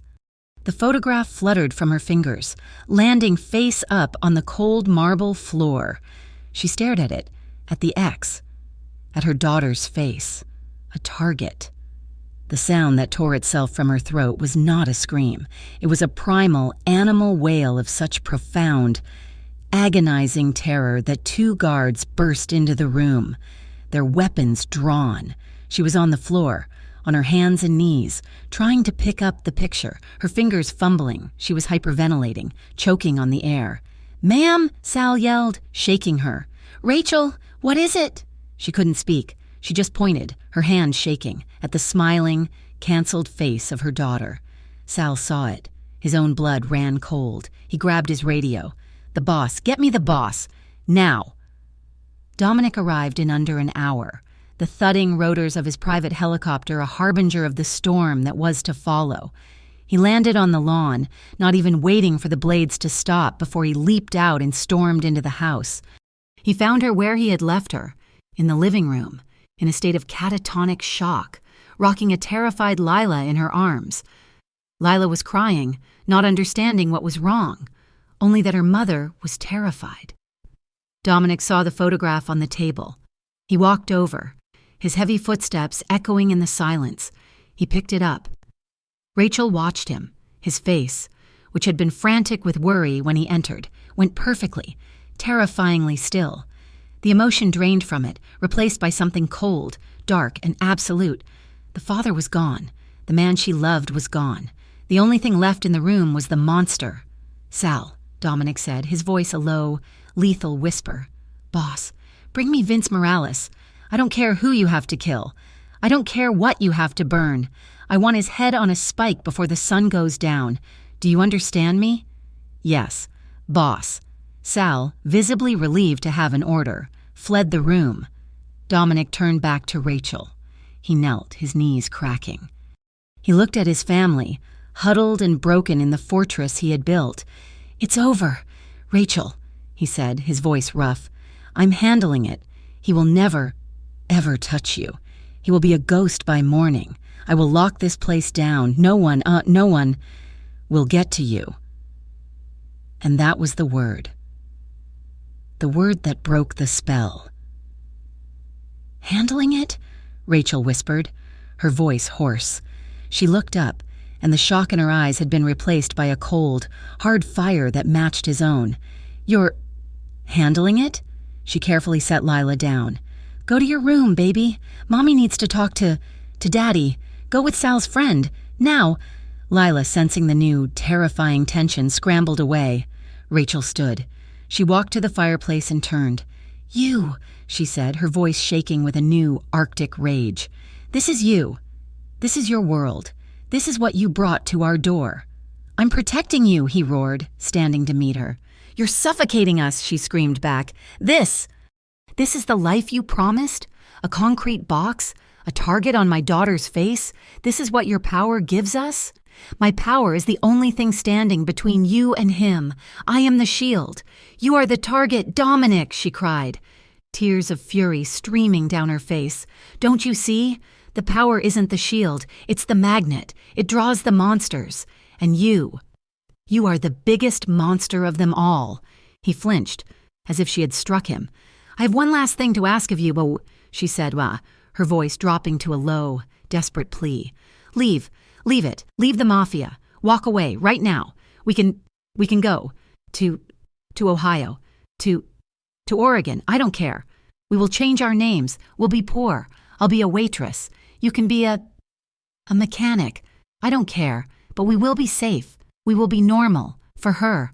Dominic. For Lila. Choose her. Choose us. Please." She was begging him, her hands clasped in front of her, offering him a life he had never known. He looked at her, and his face was a mask of pure agony. He was a king being asked to abdicate, a god being asked to become a man. "You don't understand," he whispered, his voice cracking. "I can't. You won't. I can't. It is not a job I can quit. It is not an office I can leave. It is blood. If I walk away, I am not a mechanic. Rachel, I am a dead man. My power is the only thing that keeps us alive. Without it, they will hunt us to the ends of the earth. We are safer in the fortress." "No," she said, her voice flat. The fire was gone. All that was left was ash. "We are not. She is not. You have made your choice." "Rachel, don't say that. I am doing this for you. You are doing this for you," she said, her voice dead. "You are choosing the power. You are choosing the blood, and you are sacrificing your daughter for it." "Never," he roared, but the word was hollow. "Goodbye, Dominic." She turned and walked to Lila's room, closing the door. The click of the lock, a final, deafening sound. Dominic stood alone in the vast, empty room. He had just been given an ultimatum, and he had failed. He stared at the photograph of his daughter, the red X a mark of his own failure. He left. He went back to the city to wage his war, leaving his family, broken, behind him that night. Rachel put her plan into action. She'd been a prisoner for weeks. She'd been planning for this. She'd been hoarding her old tips, a small, stolen map of the grounds. She knew, from watching, that Sal was the weak link. He was loyal, but his heart was not made of stone. At 3 a.m, the darkest, quietest hour, she slipped out of her room. She carried a sleeping Lila, bundled in a thick blanket. She went to the kitchen. Sal was there, as she knew he would be, nursing a cup of coffee. He stood, his hand on his weapon. "Rachel, you should be in your room." She walked right up to him. She did not plead. She did not cry. She looked him dead in the eye, her face a mask of cold, maternal certainty. "He chose the wrong thing, Sal," she whispered. "He chose the Empire. And because of that, a man named Vince Morales is going to kill my daughter." Sal flinched. "The boss will handle Morales. He can't, because Morales won't come for him. He'll come for her, and I will not be in this box when he does. I am leaving. I am taking my daughter, and I am going to disappear, where neither of them can ever find us. I can't let you leave. Rachel, my orders?" "Your orders are to protect her," Rachel said, pulling back the blanket, showing him Lila's sleeping, angelic face. "Is she safer here, Sal, in the center of the target, or is she safer 1,000 miles away, with a new name, where no one knows she exists? You know him, you know this life, you know I'm right." Sal was a soldier. He was loyal, but he was also a father. He had 2 kids of his own in Queens. He looked at Lila. He looked at the desperation in Rachel's eyes. He was torn. "He will kill me," Sal whispered. "He will thank you," Rachel countered, "because you're saving the only thing he actually loves. Give me 10 minutes. That's all I ask. 10 minutes. Look the other way." He stared at her, his face a mask of conflict. Then, slowly, he turned his back. He walked to the sink and turned on the water. "I didn't see anything," he said, his voice rough. "The keys to the staff Jeep are on the hook by the service door. It's not armored. It won't stop a bullet. God help you. Rachel." "Thank you, Sal," she whispered, and slipped out into the night. Dominic was in his office when the call came. He was looking at a map, planning the utter destruction of Vince Morales, when his phone buzzed. It was the compound's silent alarm, the one on the service gate. "Sir," a guard stammered. It's Miss Marlowe. She's gone." Dominic Rinaldi, the Iceman, the man who never lost control, finally broke. He did not yell. He did not scream. He simply erupted with a roar of pure, primal rage. He swept his arm across his desk, sending monitors, maps, and weapons crashing to the floor. He grabbed the guard who had brought him the news and threw him against the wall. "Find her!" he roared, his voice hoarse with terror. "Find her! Now! Put a tracker on her phone. Check her credit cards." "She has no credit cards." He stopped. He was terrified. She was out there, alone, with his daughter, and Vince Morales was hunting. "Sal!" he yelled into his comms. "Sal, what happened?" "She's gone, boss." Sal's voice came back, heavy with resignation. I couldn't stop her." Dominic knew Sal. He knew what that meant. Sal had let her go. "He's tracking me. Sal." Dominic realized, his blood turning to ice. "Morales, he's not tracking me. He's tracking her. He knew she'd run." He slammed his fist on the wall. He had been outmaneuvered. "Get every man in the air. I want every highway between here and Pennsylvania shut down.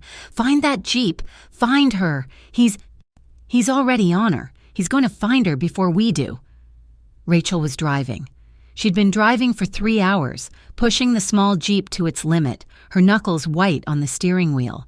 Lila was in the back, sleeping fitfully in her car seat, confused and scared. "Where are we going, Mommy?" she had cried. "An hour ago." "We're on an adventure, baby." Rachel had lied, her voice cracking. A secret, nighttime adventure." Now, there was only the hum of the tires on the dark, empty Pennsylvania highway. She was running on fumes, both in the tank and in her body. She saw a sign for a gas station, a small, isolated oasis of light. She had to risk it. She pulled in, her heart pounding. The station was empty, just a single, sleepy attendant inside. She fumbled with the pump, her hands shaking, when she saw the headlights. A black SUV. It pulled off the highway, not fast, but with a deliberate, predatory slowness. It didn't go to the pumps, it just parked, blocking the exit. Another SUV pulled in from the other side. She was boxed in. The doors opened. 4 men, not Dominic's men. These men were sloppy, dressed in cheap suits, their eyes hard and empty. Rachel dropped the pump. "Lila," she screamed, yanking the door open. "Lila, get down! Get on the floor, now!" She scrambled into the driver's seat, jammed the key in the ignition. The engine roared. The men were walking toward her. She slammed the car into reverse, her tires screaming, and crashed into a stack of oil cans. She spun the wheel, aiming for the small gap between the 2 SUVs. One of the men fired. The back window of the Jeep exploded, showering Lila in a rain of safety glass. Lila screamed, a sound of pure terror. "It's okay, baby, Mommy's got you. Hold on." Rachel floored it. The Jeep shot forward, slamming against the side of one of the SUVs. Metal scraping metal. She was through. She spun onto the highway, her heart trying to escape her chest. The 2 SUVs were right behind her, their high beams pinning her, their horns blaring. A terrifying chase unfolded. She was weaving in and out of the few trucks on the road, her small Jeep no match for their powerful engines. They were toying with her. One of them pulled alongside. The passenger window rolled down. "Pull over, bitch!" He rammed his vehicle into her. The Jeep's wheel caught and the car spun out of control. It flew off the road, down a small embankment, and crashed with a sickening crunch into a thicket of trees. The engine died. Silence. "Lila?" Rachel choked, her head spinning. "Lila, are you okay? Baby, talk to me." "Mommy, I'm scared." Lila's small voice whimpered from the back. The men were out of their cars. They were walking down the embankment, their dark shapes silhouetted against the headlights. Rachel locked the doors. It was a useless gesture. She scrambled into the back, pulling Lila from the car seat, holding her, shielding her with her own body. "Close your eyes, baby," she whispered, her own tears blurring her vision. "Close your eyes and sing your song, the unicorn song. Sing it for Mommy. Sing it loud." The men were at the window. They were laughing. One of them, a large, brutal-looking man, tapped on the glass with the butt of his gun. And then, hell arrived. A black armored Escalade, moving at over 100 miles an hour, its lights off, flew off the highway and slammed directly into one of the parked SUVs, sending it careening into the other. A second Escalade skidded to a stop, its doors flying open, and a team of men in full tactical gear, Dominic's men, fanned out, their movements professional and deadly. The world erupted in the deafening, percussive roar of gunfire. It was not a fight, it was an execution. But Dominic was not in the Escalade. He was running. He had been in the lead car, and he was running toward her, a dark shape moving with impossible speed, his face a mask of pure, murderous rage. He was not shooting. He was coming for them. "Rachel!" he roared, his voice cutting through the chaos. He reached the Jeep, tore the locked door off its hinges, and shielded them with his own body as his men provided suppressive fire. Get out now!" he screamed. He was pulling her from the wreckage, his hands strong and sure. A stray shot from one of Vince's last men, firing blindly, ricocheted off the Jeep's frame and struck Dominic. He didn't make a sound, but his body went rigid, a sudden, violent spasm. He stumbled, his hand flying to his shoulder. "Dominic!" Rachel screamed. "Go!" he roared, his voice thick with pain. He shoved her toward Sal, who had appeared at his side. He turned back to the car, his face pale with a white-hot fire, and ripped Lila from the back seat.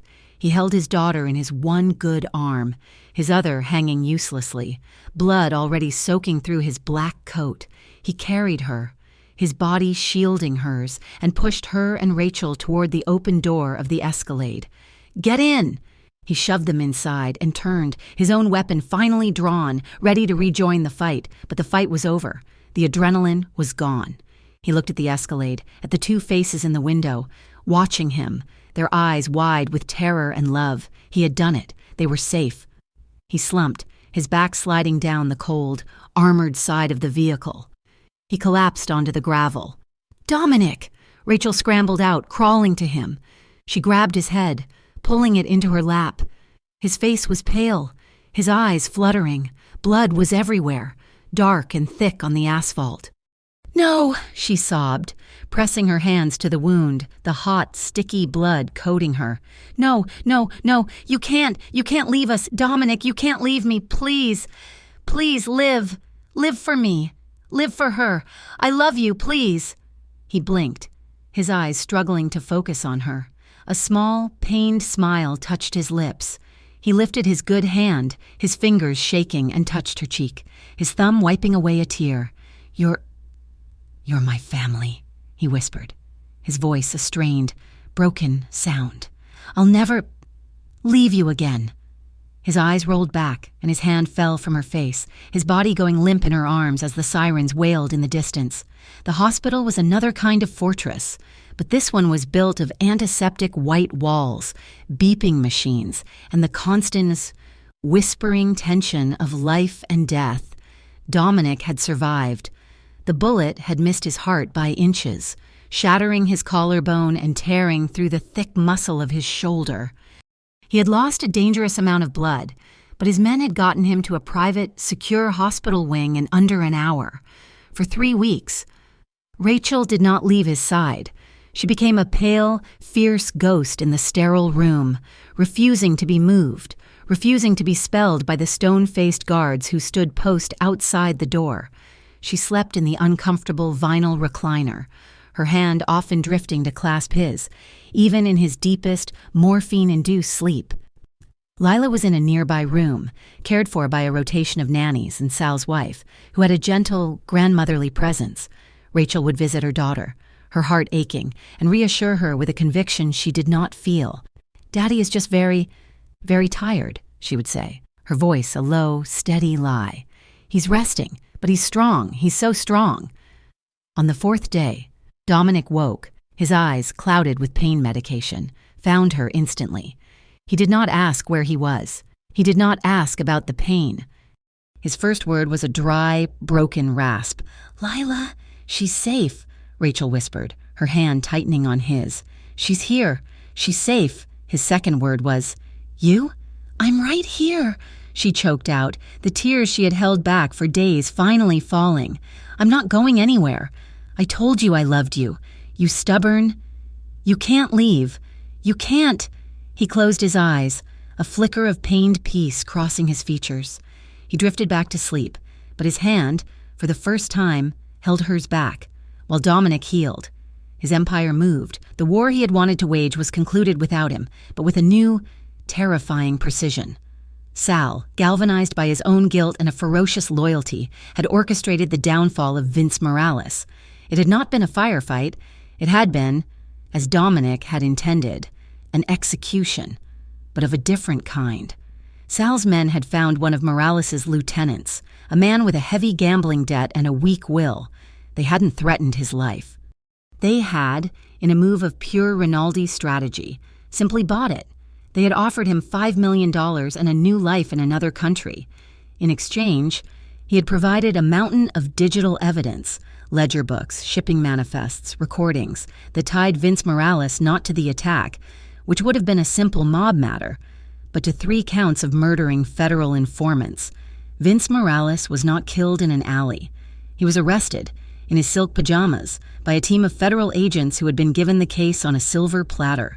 He would die in a concrete box, a federal supermax prison, buried so deep he would never see the light of day. The Rinaldi name was never mentioned. Dominic's power, in his absence, had not waned. It had crystallized. The message was clear. If this is what the Rinaldi organization did when its boss was down, no one dared to imagine what it would do when he was back on his feet. He had become untouchable.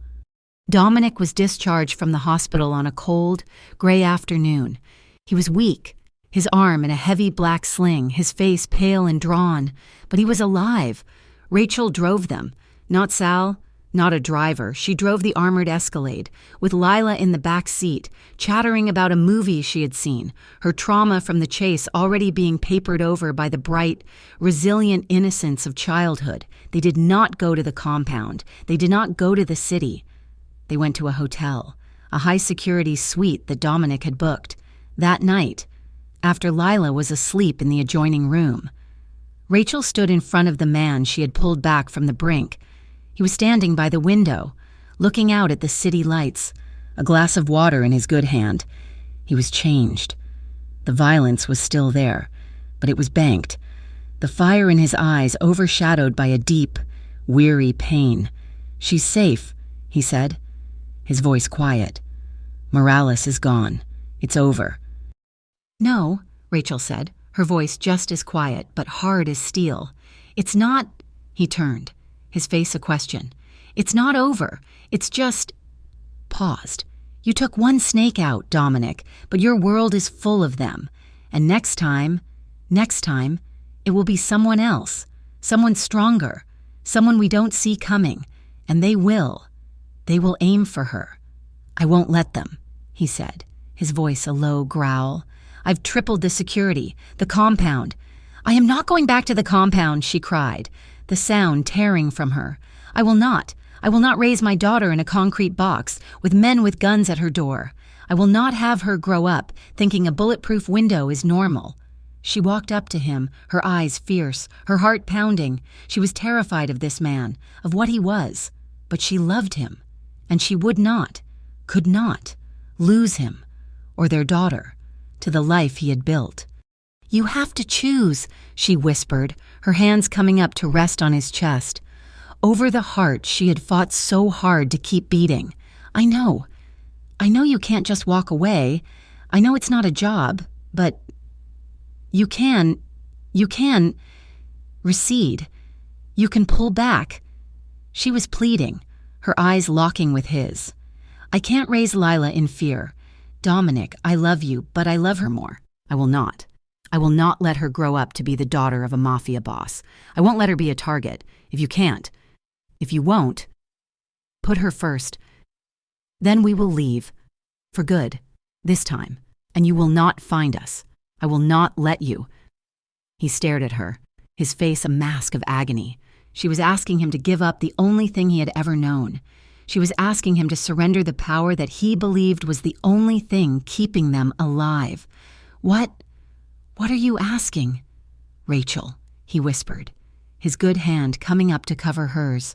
"I'm asking you to be a father," she said, her voice cracking. "Not a boss, just a father. Let someone else run the empire.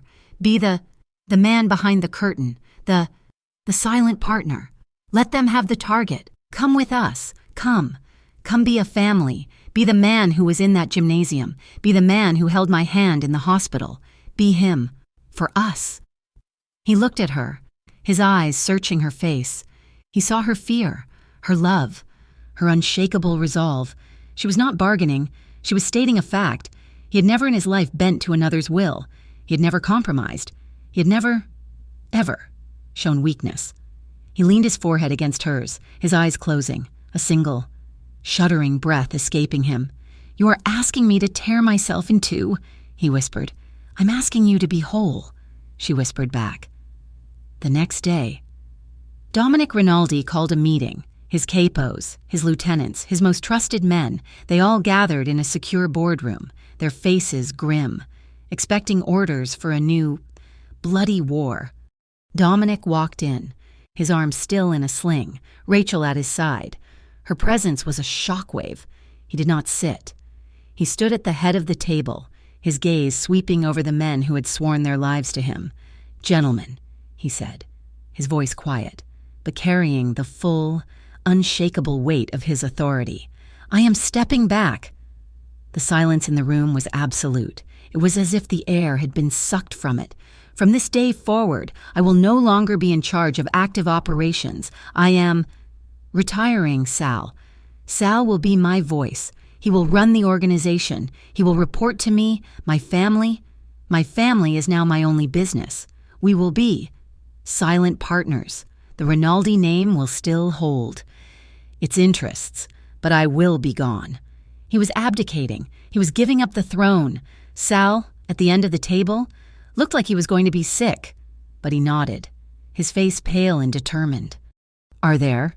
Dominic asked, his voice a low, lethal purr. "Any questions?" There were none. No one would dare. To question this was to question the boss, and that was a death sentence. They all nodded, their faces a mixture of shock, confusion, and a new, profound respect. He had just proven he was more powerful than any of them. He had a reason to live. They only had reasons to kill. Dominic and Rachel walked out of the room, leaving a stunned silence behind them. He did not buy a house.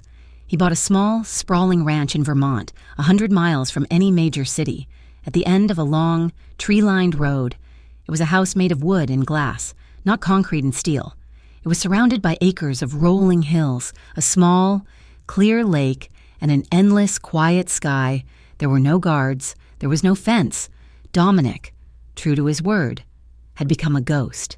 He was a silent partner, taking a percentage of the profits, which were now being funneled into legitimate, global investments. He had 2 men, discreet and professional, who lived in a small guest house half a mile away, not as guards, as assistants, for the first time in her life. Rachel felt safe. The new life was strange. It was quiet. Dominic, a man of noise and violence, was a man adrift. He did not know what to do with his hands. He had spent his life giving orders. He did not know how to just be. He learned. Rachel taught him. She taught him how to chop wood for the real, stone fireplace. She taught him how to cook, his one good arm getting stronger as he fumbled with pots and pans. She taught him how to sit on the porch, drink a beer, and just watch the sunset. And Lila taught him how to play. He was stiff and awkward and terrified, but she was relentless. She dragged him to tea parties. She made him build forts out of their expensive new furniture. She taught him how to finger paint. One afternoon, Rachel came in from the garden to find the living room silent. She found them in Lila's room, both of them fast asleep. Dominic slumped in a tiny pink chair, his head bent over a coloring book, and Lila curled in his lap, her head resting on his chest, right over his healing heart. Rachel sat and watched them, and the tears that came were, for the first time in her life, ones of pure, unadulterated joy. Months passed, the seasons changed, the snows of winter melted into a bright green spring. Dominic's shoulder healed, the scars on his body remained, but the shadows in his eyes began, slowly, to recede. He was still Dominic Rinaldi. He was still dangerous, but he was also just Dominic. He took Rachel to a small, private lake on their property. He had set up a picnic. Lila was there, supposedly looking for magic rocks by the water's edge. "You're quiet," Rachel said, leaning her head on his good shoulder. "I'm thinking," he said. "That's usually a dangerous sign." He smiled, a real, genuine smile. It was still a rare, breathtaking thing. "Not anymore. Rachel." He turned, taking her hands. His own were no longer just scarred from violence. They were calloused from wood, stained from garden soil. "I have lived my entire life in the dark," he said, his voice rough. "I did not believe in anything, in good, in light. I believed in power, and I believed in fear. And then, you and her. You are the only good thing I have ever known. You are the only thing that is real." He fumbled in his pocket. He was nervous. The mafia boss was nervous.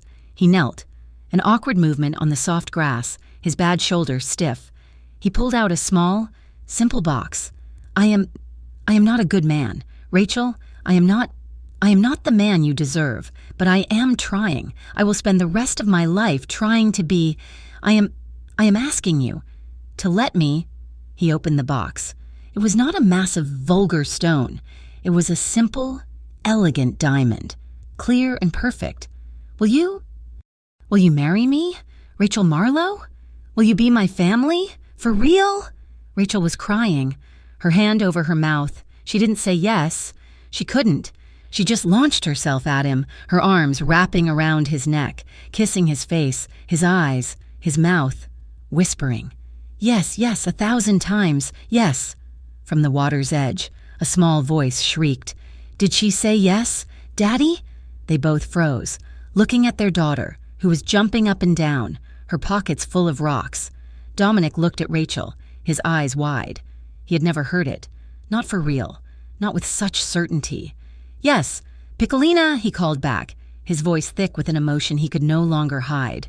"She said yes!" Lila screamed with joy and ran, launching herself at them, her small body crashing into theirs, a tangle of arms and legs and pure, uncomplicated love. The wedding was in their backyard, under a string of simple white lights, as the sun set behind the mountains. There were no capos. There were no soldiers. The only guests were Sal, his wife, and the 2 assistants, who stood awkwardly at the back, holding glasses of champagne. Rachel wore a simple white dress, her hair down, flowers woven into the strands. Dominic wore a simple dark suit, his tie undone. Lila, the flower girl, had thrown more petals on herself than on the aisle. They danced under the stars, to a soft song playing from a small speaker on the porch. Dominic held her, his arm secure around her waist, his hand in hers. "No more secrets, Mrs. Rinaldi," he whispered, his lips against her hair. "No more darkness. You are all I need. You are everything. I love you," she whispered back, her head resting on his chest, her heart finally, at peace. Later that night, the house was quiet. Rachel, in the doorway of Lila's room, watched the final scene of her new life. Dominic, still in his wedding clothes, was sitting on the edge of Lila's bed, a thick book in his hands. Lila was curled up, her eyes heavy with sleep, listening as her father's low, gravelly voice read a story about a dragon and a princess. He finished the page and closed the book. He leaned down, his large, imposing frame bending, and kissed his daughter's forehead. He tucked the blankets around her, his movements gentle, practiced. He stayed there for a long moment, just watching her, his face a mask of such profound, tender love that it made Rachel's heart ache. "You saved me. Piccolina," he whispered, his voice so low she almost didn't hear it. "You saved me. Little girl." He stood, turned, and saw his wife watching him. He held out his hand. Rachel's eyes were full of tears as she smiled. She walked to him, taking his hand, and he quietly pulled the door shut, leaving their daughter to her dreams in a house that was, at long last, truly safe. They were home. They had found peace. They had found each other. Thank you so much for listening to our story. We'd love to know where in the world you're listening from, so please drop a comment and let us know. If you enjoyed this, be sure to subscribe to Mafia Romance Stories for more. We can't wait to read your thoughts on this journey.